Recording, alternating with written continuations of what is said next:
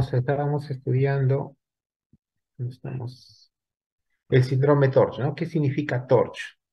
Y TORCH significa a, a un acrónimo, en realidad, a un conjunto de enfermedades que se vio estaba asociado en algunos niños pequeños, en lactantes, ¿no?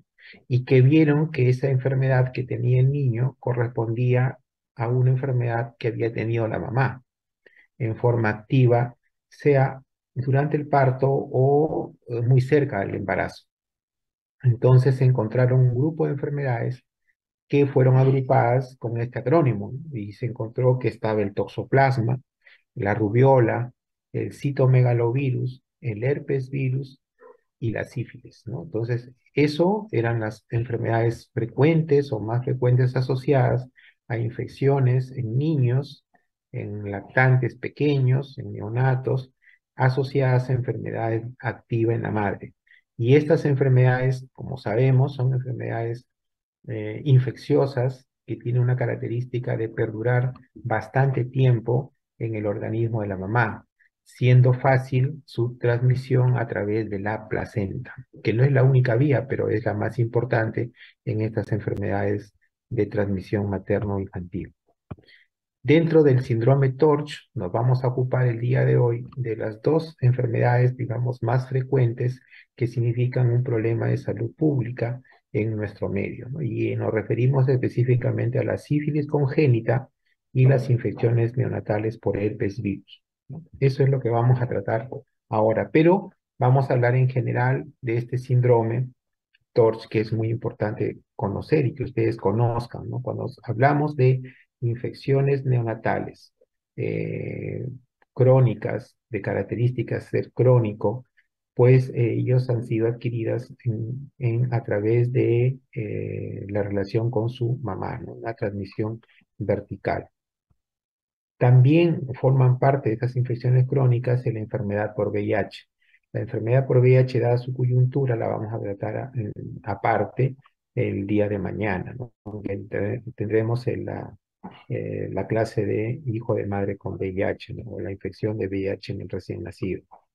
Hoy vamos a dedicarnos un poco más de tiempo a la sífilis congénita y al herpes virus. El embarazo, entonces, esta situación fisiológica que genera un vínculo bastante estrecho, difícil de explicar porque no solamente tiene una relación, digamos, de pertenencia, estar un recién nacido dentro de un útero materno desarrollándose en contacto, intercambio de plasma, fluido, sangre entre la mamá y el niño, ese vínculo que es indescriptible, no está exento de riesgos. No está exento de riesgos.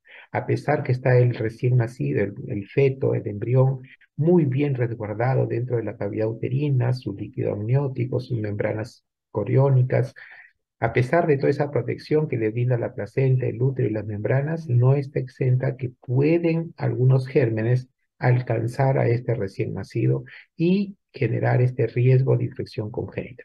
Los agentes infecciosos involucrados en estas infecciones pues son diversos, son muchos, no solamente el espectro TORCH. El espectro TORCH fue hace mucho tiempo que se creó el acrónimo, pero después de ello han ido muchos otros virus y agentes infecciosos incorporándose, ¿no? Ya no habría palabras, digamos, para que juntemos a todos estos agentes infecciosos. Entonces, debemos tener en cuenta que no solo es TORCH, sino es muchos más agentes infecciosos que pueden dar. Los mecanismos de transmisión que se dan básicamente son tres grandes vías, ¿no? Durante el embarazo, ¿verdad? Durante el parto, nacimiento y en la etapa postnatal.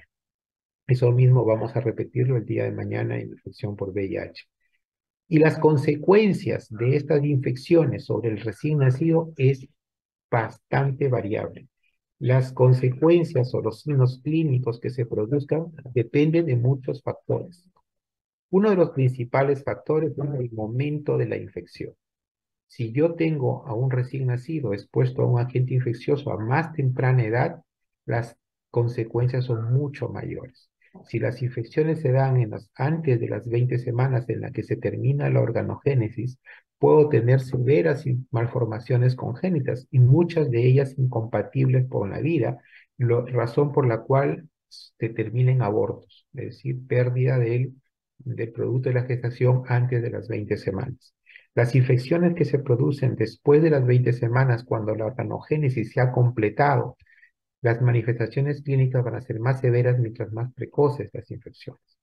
Muchas veces las infecciones tardías pues no han afectado el crecimiento y desarrollo. Es un niño que nace aparentemente normal y que luego en el transcurso de los días o semanas empieza a presentar las manifestaciones clínicas propias de la enfermedad.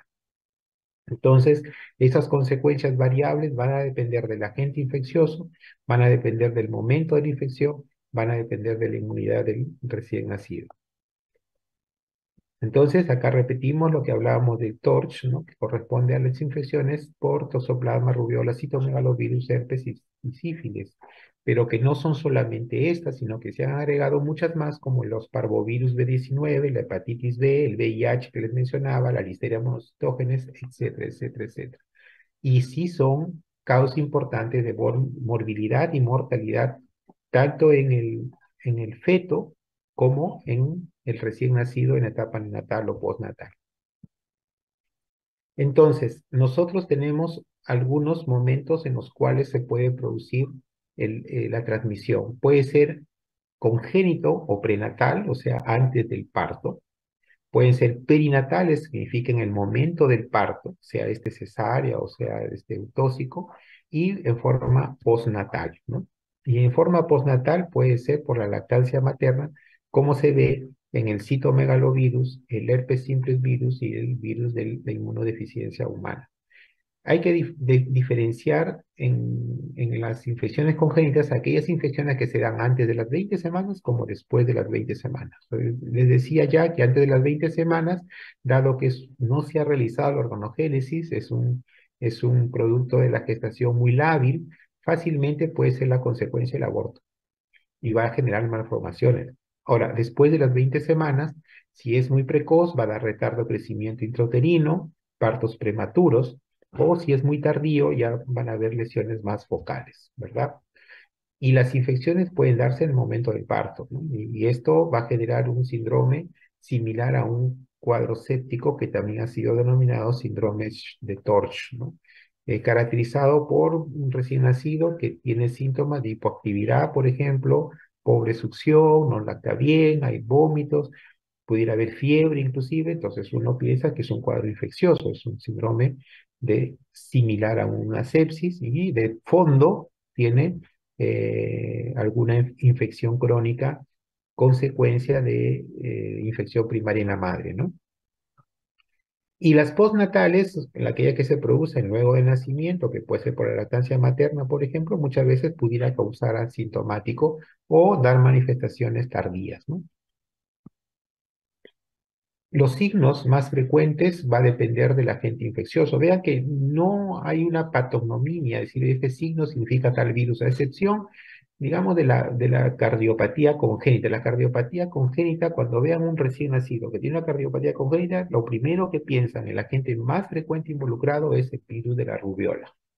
Rubiola tenemos en nuestro país, todavía hay niños con rubiola a pesar de haber vacunas. Por lo tanto, debemos estar atentos a los recién nacidos que tienen cardiopatía, ver si la madre ha tenido una infección reciente por rubiola. Otras manifestaciones como hipoacusia, por ejemplo, puede ser toxoplasma, rubiola, citomegalovirus o herpes virus, ¿no? Las corioretinitis también son los mismos agentes infecciosos. Las calcificaciones intracraneales, toxoplasma como citomegalovirus o el virus del herpes puede producirla. Microcefalia, el toxoplasma, el citomegalovirus o el herpes virus. Y hepatoesplenomegalia todos. Todos generalmente van a causar este síndrome de hepatoesplenomegalia. La ictericia se ve frecuente con el toxoplasma y el citomegalovirus, ¿no? La erupción cutánea o rash también es una característica de todos estos agentes infecciosos. Ahora, ustedes saben que dentro del control prenatal, una de las características es que se debe pedir ecografías, ¿no? Ya estamos en una época en la cual un control adecuado debe tener por lo menos 2 ecografías, una en el primer trimestre y una en el último trimestre. Y esto lo pueden haber estudiado también en su curso de gineco-obstetricia. ¿Qué cosas son, qué signos nos van a llamar la atención y nos van a preocupar ante una posibilidad de infección intrauterina en el feto? Cuando encontramos, por ejemplo, en ecografía microcefalia, ya vimos que citomegalovirus puede producir microcefalia, toxoplasma puede producir microcefalia. También si vemos un ventrículos dilatados, ¿no? Hay ventriculomegalia, también nos da riesgo de alguna infección intracraneal, las calcificaciones intracraneales, la presencia de cataratas también, cardiomegalia, insuficiencia cardíaca congestiva, el hepatoesplenomegalia, vimos que era de todas, intestino ecogénito, asitis fetal, hidrofetal, oligohidrámeos o polidramios, ya no es que los oligohidrámeos y polidramios son indicadores de alguna malformación congénita. La presencia de oligohidramnios y o polidramios, ¿qué malformaciones congénitas sugieren? A ver, chicos, ¿quién me contesta esa pregunta que yo pondría como pregunta examen de repente? A ver, ¿quién no está dormido? Rápido podría ser atresia. A ver, escuché una voz de un varón. A ver, Polidramnios podría ser atresia esofágica. muy bien. ¿Y oligohidramnios qué podría ser? Una génesis. Muy bien, excelente, gracias chicos, excelente. Justamente el líquido amniótico en gran porcentaje se da por la orina del bebé. Si hay poco líquido amniótico, hay que sospechar que no está orinando adecuadamente, ¿de acuerdo?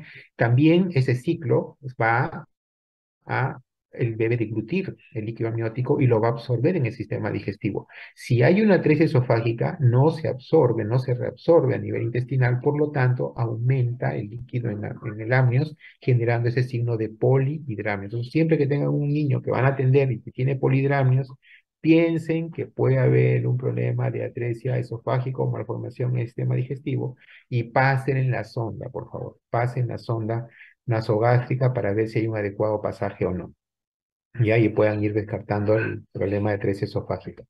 Y a todo niño que nace con hidrangios, valoren bien la diuresis, póngase alerta, atentos si se orina o no orina, ¿ya? Y o hacerle una ecografía renal también, para ver cómo están esos riñoncitos del recién nacido, para que, dado que ha tenido un oligohidramnios.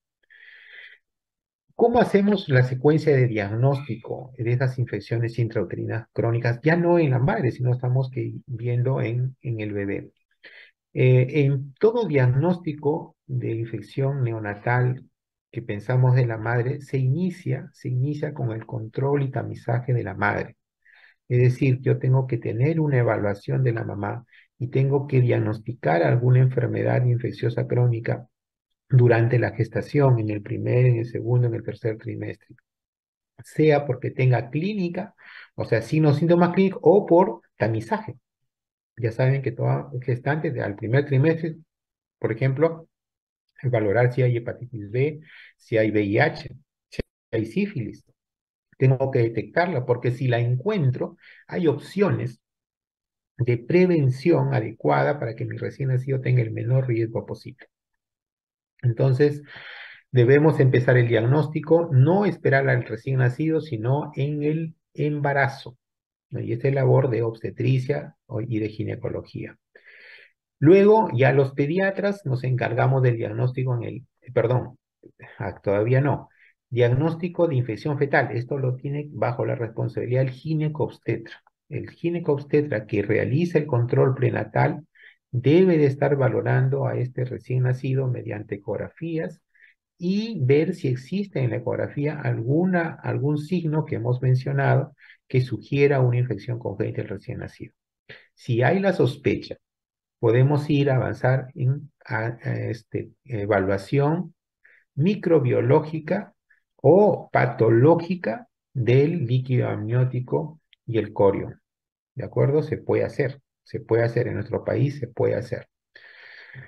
Y finalmente, recién aquí entra la labor del pediatra, donde es el diagnóstico e infección en el recién nacido, ¿no? Y para eso nos valemos de los antecedentes primero y de la clínica que pueda presentar el niño durante la etapa neonatal o la etapa del lactante, ¿no? Y la identificación de los microorganismos puede hacerse tanto en forma directa como, por ejemplo, con PCR, cultivos o estudios serológicos que nos dan en forma indirecta qué germen puede ser el causante de esa infección que estamos pensando.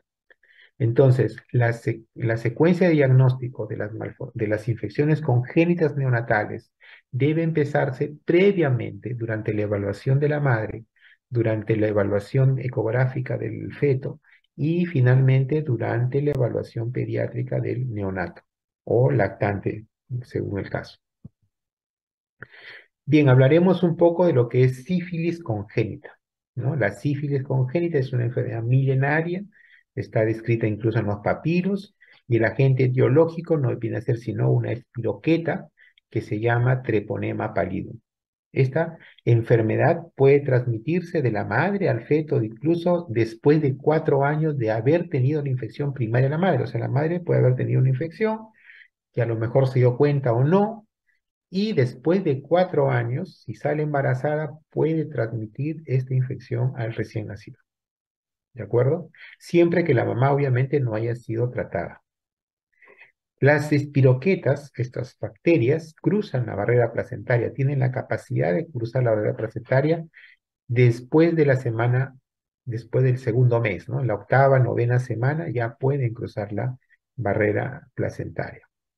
Y obviamente el feto puede desarrollar una respuesta inmune propia mediante formación de anticuerpos después de la semana 16, ¿no? Antes de eso no puede. Entonces, si yo quiero prevenir la sífilis en mi recién nacido, la prevención debe estar dirigida a detectar y a tratar la infección de la madre. Si yo detecto a la madre gestante precozmente de la infección por sífilis, la trato, voy a prevenir la infección congénita en el recién nacido. ¿Qué pasa con una mamá gestante que tiene sífilis y no ha sido tratada? ¿No? Entonces está la mamá con su bebito y tiene sífilis, pero no lo ha tratado. Tiene un 30% de tener un aborto espontáneo. Es decir, la bacteria que pasa a partir de la octava semana, ¿no? O sea, estamos hablando todavía en el segundo mes, después del segundo mes, genera malformaciones congénitas tan severas que causan el aborto en un 30%. Puede generar alteraciones en el recién nacido que no llega al aborto, pero que si nace puede producir la muerte neonatal en un 30-40%. De los recién nacidos que sobreviven, 30% puede desarrollar sífilis congénita. ¿De acuerdo? Entonces, no significa que si la mamá tiene sífilis, así como veremos mañana, si la mamá tiene infección por VIH, 100% de su hijo va a tener sífilis o 100% de su hijo va a tener VIH. No es así, no es así. No hay un porcentaje que, a pesar de la infección de la madre, se salva. Las barreras de protección hacen un buen trabajo y no hacen sífilis congénita, ¿no? Que puede ser un 30%, como dice la literatura. La sífilis es una enfermedad ampliamente distribuida en todo el mundo. Hay países con mayores problemas que nosotros. Fíjese que en el mundo, más de 2 millones de mujeres tienen sífilis durante el embarazo. 2 millones de mujeres en el mundo tienen sífilis durante el embarazo. Es decir, potencialmente tenemos que van a nacer 200 millones de niños recién nacidos con sífilis. Alguien me puede decir, doctor, pero de esos el 30% puede no tenerla, es verdad, ¿no? O sea, el 30% de 2 millones, estamos hablando de 600.000. O sea, 1.400.000 sí van a tener sífilis sí o sí. Y de esos 2 millones, una cuarta parte, el 25%, están en América Latina. Y Perú no es excepto de ello, ¿no? Entonces, la tasa de incidencia en el Perú de sífilis en el recién nacido es de 0,7 por cada 1.000 nacidos vivos. Es decir, que casi, pues por 1.300 nacidos vivos va a haber un caso de sífilis. Y ojo, que también en Perú tenemos un gran problema. Un gran problema es el control prenatal. Y muchas veces, a pesar de haberse hecho un buen control prenatal, una vez hecho el diagnóstico, para que reciba tratamiento la mamá, puede pasar mucho tiempo. Es una brecha entre el tamizaje materno y el inicio del tratamiento.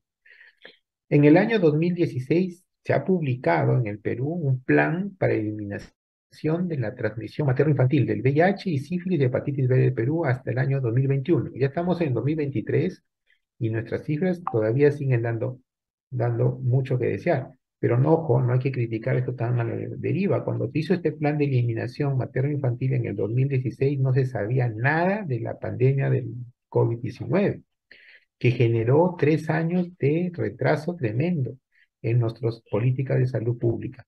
¿De acuerdo?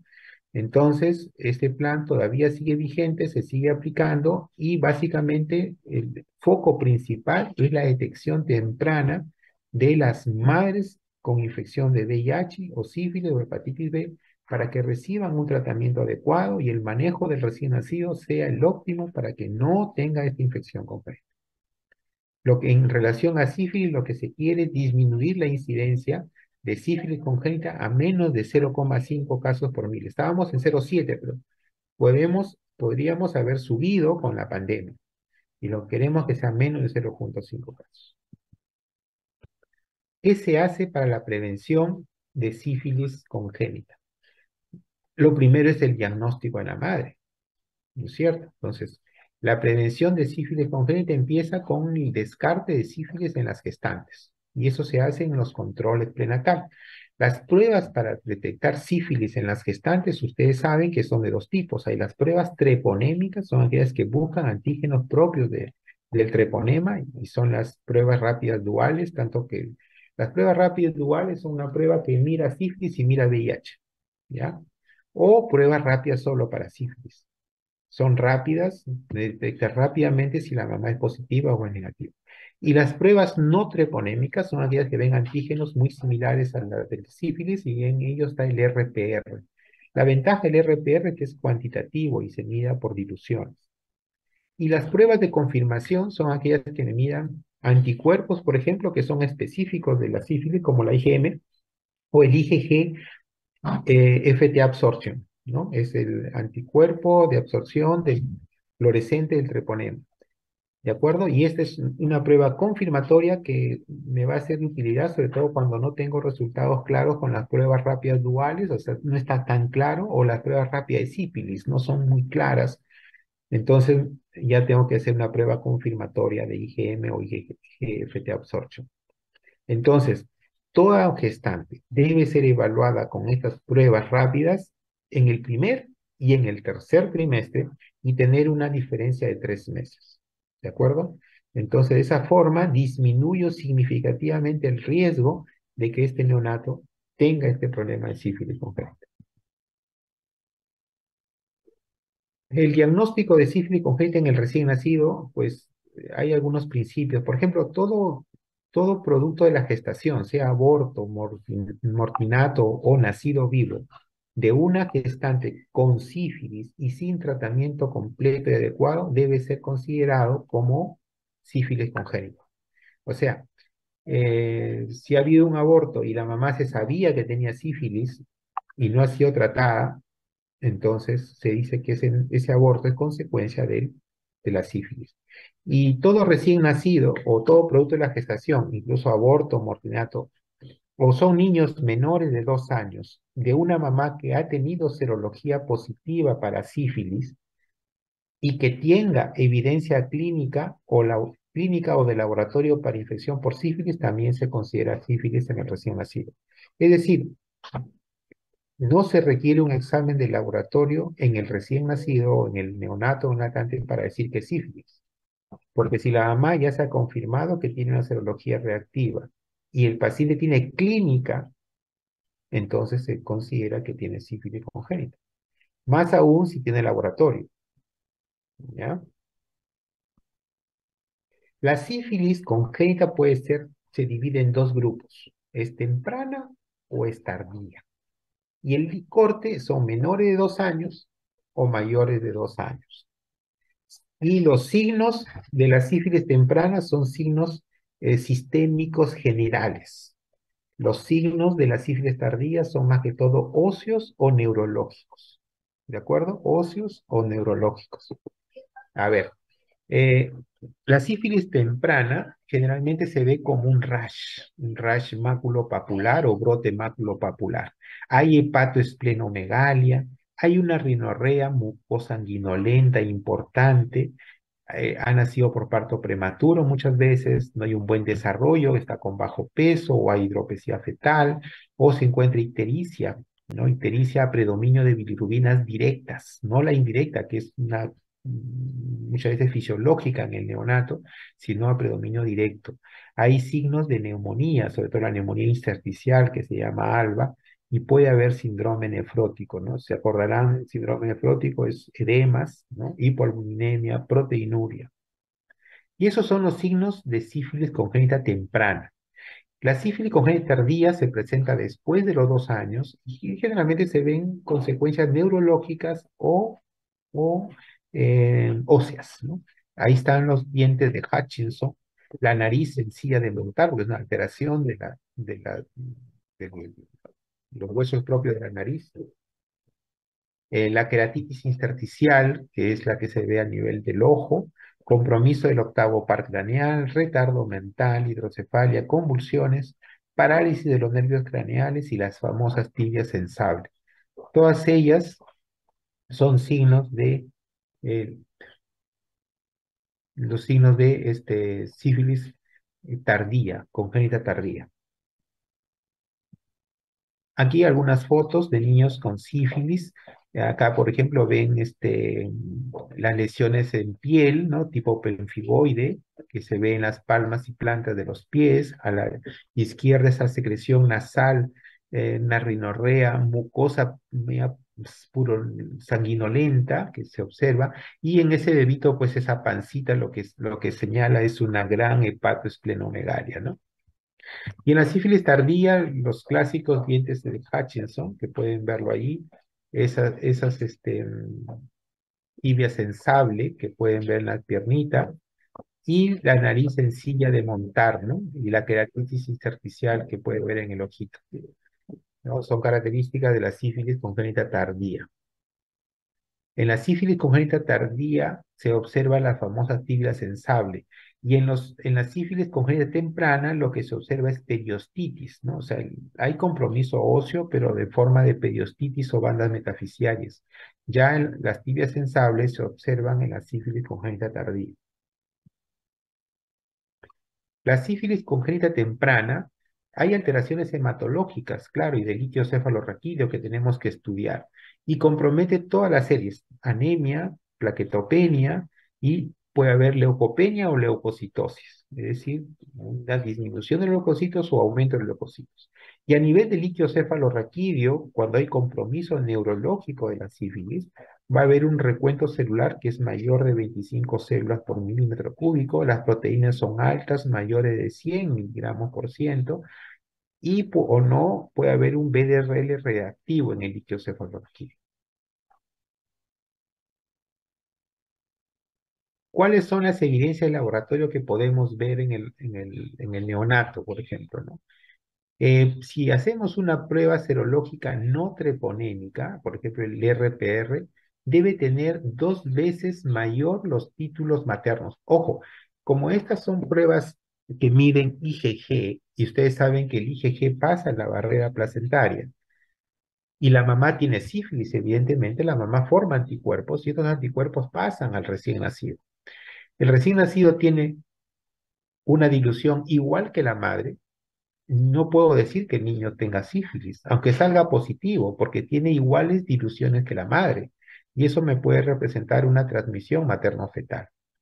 Para que tenga significado, tiene que ser al menos 2 veces mayor. Por ejemplo, si la mamá tiene 1 en 8 diluciones, ¿ya? El recién nacido para que tenga sífilis debe tener 1 en 32 o más, ¿ya? 1 en 32 o más. Ahora, si yo uso pruebas específicas, no uso pruebas no treponémicas, sino uso pruebas específicas como la detección de IgM o FTA absorción, la detección de ello es diagnóstico, porque las IgM no pasan la barrera placentaria. Y si yo detecto IgM para treponema pallidum en mi recién nacido, es porque él ha producido esos anticuerpos. Y recuerden que esos anticuerpos ya el recién nacido los produce desde la semana, después de la semana 16, ¿no? En el quinto mes ya está produciendo anticuerpos. Por lo tanto, si el recién nacido le detecto IgM es porque él ha producido y él tiene la infección por el treponema pálido. También si observo las espiroquetas en forma directa en un microscopio de campo oscuro a través de secreciones tomadas del cordón umbilical, la placenta, secreción nasal o lesiones cutáneas, identifico la espiroqueta, ya hago el diagnóstico. Entonces, el diagnóstico puede ser clínico con antecedente de la madre o en una prueba serológica, si son pruebas no treponémicas como RPM, que tenga mayor de 2 veces el título de dilución materno, o la detección de anticuerpos específicos, IgM o de FT absorción, o la identificación ya del microorganismo con microscopía de campo oscuro, de lesiones del neonato, ¿no? A nivel de la secreción nasal, o las vesículas, o la cordón umbilical, o la placenta. ¿Hay forma de prevenir la sífilis congénita? Claro que sí. La prevención de la sífilis congénita empieza en la madre, hemos dicho. Entonces, si una gestante tiene sífilis, el tratamiento debe ser inmediato, apenas se diagnostica. Y el tratamiento es simplemente 3 ampollas de penicilina G benzatínica, 3 ampollas separadas por una semana, es decir, una dosis por semana hasta completar 3 dosis. Con eso estoy protegiendo a mi recién nacido. ¿Qué significa una gestante con tratamiento completo y adecuado? Ojo, para que sea completo y adecuado, la dosis de penicilina benzatínica debe ser de 2,4 millones unidades vía intramuscular una vez por semana durante 3 semanas consecutivas. La última dosis de la penicilina benzatínica debe ser aplicada a la gestante antes de 4 semanas del parto. Si fue momentos antes del parto, significa que no ha sido un tratamiento completo y adecuado. Y lo más importante también es que debe tratarse a la pareja. Debe tratarse a la pareja. Porque si no se trata a la pareja y solo estoy tratando a la mamá, esta mamá puede estar reinfectándose constantemente, entonces no hago nada de prevención. También dice que si hay alergia a la penicilina, pues entonces hay que derivar a la mamá a otro lugar para que sea manejado ah, con desensibilización o tratamiento con ceftriaxona, que es 1 gramo intramuscular cada día, pero 14 días. 14 ampollas de ceftriaxona 1 gramo. Recuerden que la eritromicina y los macrólidos en general no pasan la barrera placentaria, por lo tanto no son efectivos en la prevención, o sea, en el manejo de la mamá gestante. ¿Cómo se procede con el recién nacido con sífilis, no? Entonces, yo tengo 2 escenarios. Uno es el que es un recién nacido de una mamá con sífilis no tratada o inadecuadamente tratada. Si no está tratada o está tratada en forma inadecuada, el manejo del recién nacido es hospitalario. Si el recién nacido presenta alteraciones clínicas, hematológicas, radiográficas o de laboratorio, el tratamiento es con penicilina G sódica por 10 días. Y si hay evidencia del compromiso del sistema nervioso central, el tratamiento se aumenta a 14 días de penicilina G sódica. La dosis es de 50.000 unidades por kilo por dosis. Y cuando el bebito tiene una semana, hasta los 7 días, se da cada 12 horas. Pero si tiene entre 8 días y 28 días, o sea, en la etapa neonatal que sigue, se da cada 8 horas la misma dosis. Y en los niños mayores de 28 días ya se da cada 4 o cada 6 horas. Y el tratamiento es de 10 días cuando no hay compromiso del sistema nervioso central y es de 14 días si hay compromiso del sistema nervioso central. Ahora, si este recién nacido no tiene clínica, ni radiografías alteradas, ni alteraciones hematológicas, con un RPR no reactivo, es decir, tenemos una alta sospecha que no tiene infección por sífilis, solamente reciben penicilina G benzatínica una sola dosis de 50.000 unidades por kilo en forma intramuscular. ¿De acuerdo? Ese es el tratamiento del recién nacido que no tiene clínica, que no tiene ninguna alteración, solo que es hijo de una mamá que no ha sido tratada adecuadamente. Ahora, los recién nacidos de madres con sífilis tratadas en forma adecuada y completa, o sea, también tratados, si el RPR del recién nacido es reactivo, o sea, títulos mayores de 2 veces los anticuerpos maternos, prácticamente se trata al recién nacido. Hay que descartar sífilis activa y debe haber sido un tratamiento, como hemos mencionado anteriormente, en los casos de sinología clínica. Si el recién nacido es reactivo, pero con títulos menores de 2 veces los títulos maternos, o el resultado es no reactivo, solamente recibe una dosis de penicilina benzatínica de 50.000 unidades por kilo intramuscular. ¿Cómo se hace el seguimiento? El seguimiento de, el seguimiento y monitoreo del niño expuesto y con sífilis congénita. El niño con sífilis congénita es un paciente de alto riesgo. Entonces las evaluaciones tienen que ser mensuales durante el primer año de vida, por infectología pediátrica desde preferencia o con el pediatra que está siguiendo el caso. El seguimiento serológico del niño debe hacerse con pruebas RPR que son cuantitativas, ¿no? El primer, tercer, sexto y 12 meses de vida, o sea, cada 3 meses prácticamente, hasta que se logre negativizar o que ya no aumenta o se mantiene estable, ¿no es cierto? Si los dos primeros controles son negativos, ahí queda. Y ante una elevación de los títulos hay que reevaluar el caso para volver a dar tratamiento, ¿de acuerdo? Siempre debe haber evaluación por oftalmología, neurología, otorrinolaringología cada 6 meses, ¿de acuerdo? Y en el caso de neurosífilis debe hacerse un estudio de litio cefalorraquídeo a los 6 meses, un control para que el litio esté negativo. Bien, ahora vamos a ver lo que es el virus del herpes simple. El herpes simple genera pues un rash principalmente, ¿no? Y generalmente los virus herpes dan manifestaciones en piel, ¿no? El herpes tipo 1, el tipo 2, el herpes tipo 3, que es la varicela también. Ahora, la identificación de los casos de herpes neonatal a veces es difícil porque no te da una sinología clínica característica, ¿no?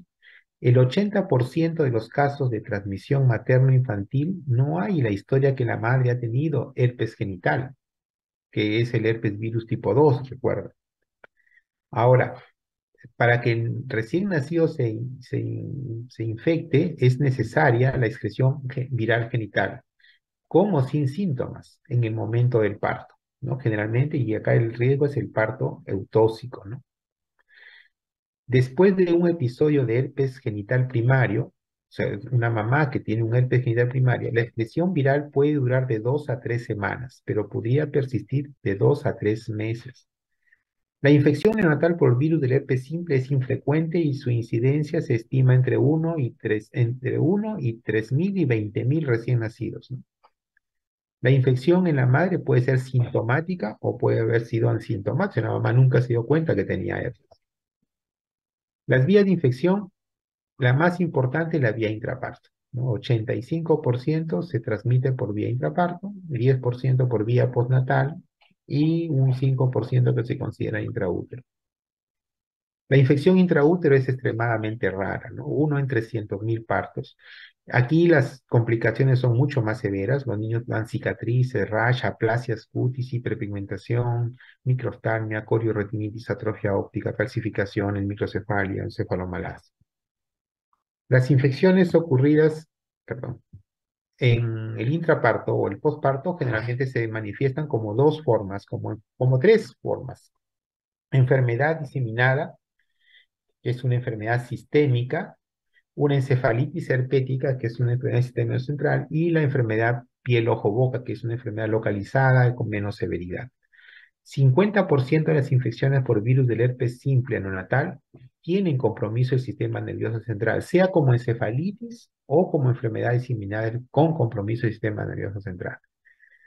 Y el 70% tiene lesiones vesiculares típicas en la piel, pero hay un 30% que no tiene lesiones vesiculares típicas en piel y lo que hace difícil el diagnóstico en estos casos. Entonces, las tres manifestaciones clínicas de la enfermedad por herpes por el virus del herpes en el recién nacido pueden ser de tres tipos. Enfermedad diseminada, que felizmente es la más mortal, pero es la menos frecuente. La enfermedad del sistema nervioso central, ¿no? Que es también importante porque compromete nuestra... Y la enfermedad piel-ojo-boca, que es más localizada y da menos secuelas, ¿no? Da menos secuelas. Entonces, en la enfermedad diseminada, evidentemente, puede haber compromiso del sistema nervioso central, como no, pero hay de otros órganos, como pulmón, hígado, piel, ojos, membranas mucosas, etcétera. La enfermedad del sistema nervioso central es solamente un compromiso del sistema nervioso central con o sin compromiso de la piel. Y la enfermedad piel, ojos, boca, pues es más que todo de mucosas de la piel o de los ojos. Los síntomas clínicos van a depender de la localización de la enfermedad, como ven ustedes, y la mortalidad es alta, alta en la enfermedad diseminada, menos en la enfermedad del sistema nervioso central y no hay mortalidad cuando es localizada. ¿De acuerdo? El diagnóstico de la enfermedad por el virus del herpes, pues principalmente es la detección de ADN, o sea, la PCR, la prueba de PCR para virus del herpes. Es el examen más utilizado. Cultivo viral no hacemos en nuestro medio y la serología no se recomienda para fines diagnósticos. ¿Por qué? Porque la serología mide IgG. Entonces, IgG en el recién nacido va a ser de la madre, no me va a decir si tiene enfermedad o no. Por lo tanto, la prueba de más importante aquí es la detección del ADN del herpes virus mediante pruebas de PCR principalmente. Y el tratamiento, hay tratamiento médico, es principalmente la ciclovir, ¿de acuerdo? Y ahora, cuando vamos a dar, antes de dar inicio con aciclovir, hay que tomar pruebas de hisopado de boca para estudios de PCR, ¿no? Conjuntiva, etcétera, para verificar la enfermedad. El tratamiento, como les digo, es aciclovir a altas dosis, 60 miligramos por kilo por día y se da cada 8 horas, es decir, se fracciona en 3 dosis. La duración de tratamiento endovenoso es 14 días para la enfermedad piel, ojo, mucosa, para la enfermedad localizada, y 21 días para los casos diseminados o que tengan compromiso del sistema nervioso central. Una vez terminados los 14 días de tratamiento, son 2 semanas, se debe continuar con una terapia supresora con aciclovir oral. Y el aciclovir oral se da 300 miligramos por metro cuadrado de superficie corporal por dosis 3 veces al día. ¿De acuerdo? 3 veces al día. Y eso se da por vía oral durante 6 meses. 6 meses luego del tratamiento endovenoso. Y esto lo que va a hacer es prevenir recidivas, recaídas del herpes simple. Recuerden que el herpes simple es un virus que no se va de nosotros. Una vez que ustedes se han infectado por herpes simple, estos virus herpes se quedan con ustedes y pueden volver. Si, por ejemplo, la varicela, el virus de varicela, luego puede regresar y se ve como manifestación clínica del herpes zóster, que es el mismo virus de la varicela zóster. ¿De acuerdo? Entonces, la terapia supresora es importante para mejorar el resultado neurológico en estos pacientes que tienen enfermedades del nervio central. Conclusiones. Las conclusiones podemos decir que la sífilis congénita y el virus del herpes simple neonatal son importantes causas de morbilidad y secuelas en el neonato y lactante. Un caso de sífilis congénita es un indicador negativo en los sistemas de salud porque demuestra que no se está haciendo un control prenatal adecuado. El tamizaje y el tratamiento oportuno de la mamá es la piedra angular en la prevención. ¿De acuerdo? Se debe conocer la serología de toda puérpera antes de ser dada de alta. O sea, si salió negativo, ¿no es cierto?, a sífilis. Todo neonato con sepsis y factores de riesgo debe considerarse el diagnóstico de sífilis congénita. El virus del herpes simple neonatal es de prevalencia variable, requiere de una alta sospecha, inicio precoz de aciclovir endovenoso a altas dosis y profilaxis por 6 meses luego del episodio primario. Muy bien, chicos. Ya hemos terminado en la hora programada. Si hay preguntas, por favor, tenemos todavía unos minutos para las preguntas. Nosotros queremos bebitos saludables, así como el que ven ustedes en la foto. Sin sífilis, sin VIH, sin herpes simples, sin tosoplasma, sin citomegalovirus, sin parvovirus. Y eso se puede lograr si hacemos una adecuada educación y control prenatal en las mamás.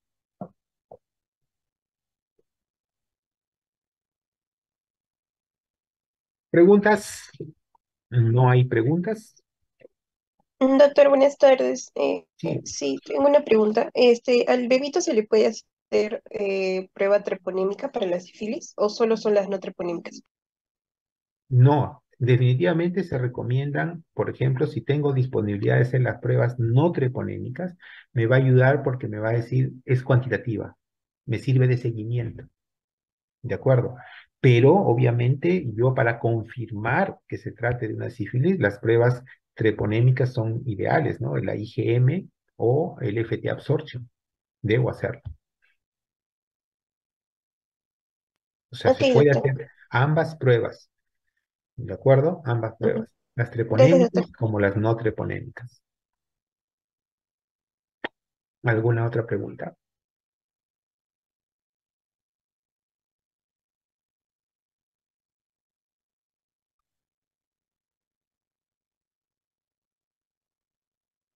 Bien, Doctor, chicos.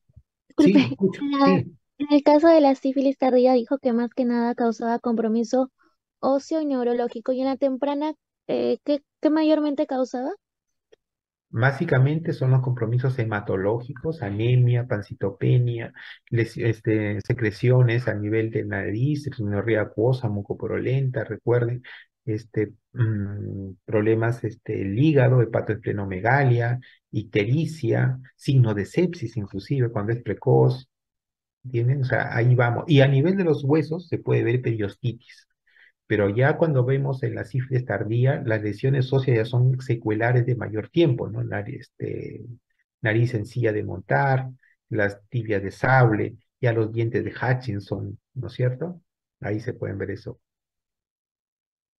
Y los compromisos neurológicos, porque ya hay secuelas a nivel de ventriculomegalia, por ejemplo, convulsiones, etcétera. Gracias, doctor. Doctor, ¿Alguna disculpe, otra pregunta? una consulta, doctor. En el Sí. caso del herpes, cuando la madre tiene el diagnóstico positivo, en esos casos sí se le haría la cesárea electiva, más que nada para Excelente. evitar el parto tóxico. Muchas gracias, muchas gracias. Es una muy buena pregunta. Entonces, en los casos en que la mamá hemos detectado en el control prenatal que tiene herpes genital, ¿no es cierto? Hay herpes genital. Ya sabemos, por teoría, que el herpes genital sale, o sea, de las vesículas es contaminante las primeras 2, 3 semanas.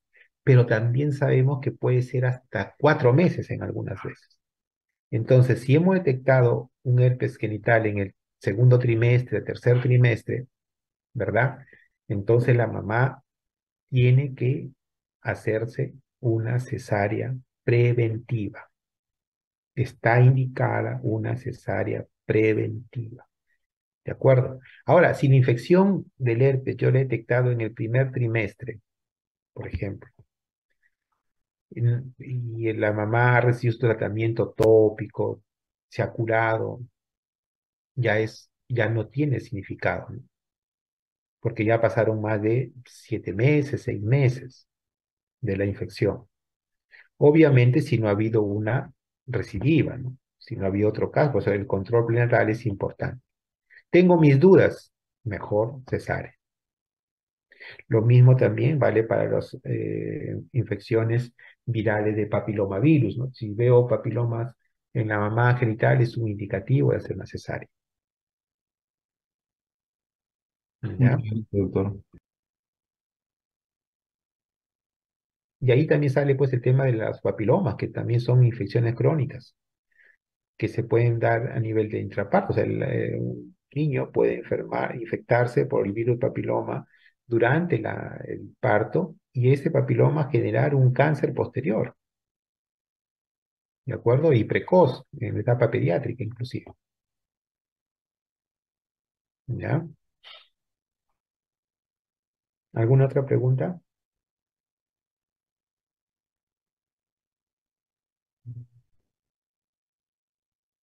¿No más? ¿No más preguntas? Muy bien.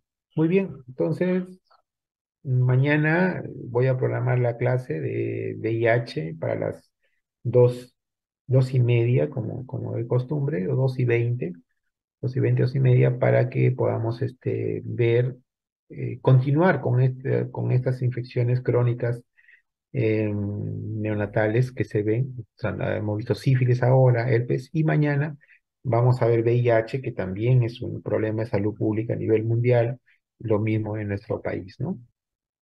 Muy bien, chicos, muchas gracias. Vamos a descansar y nos encontramos el día de mañana.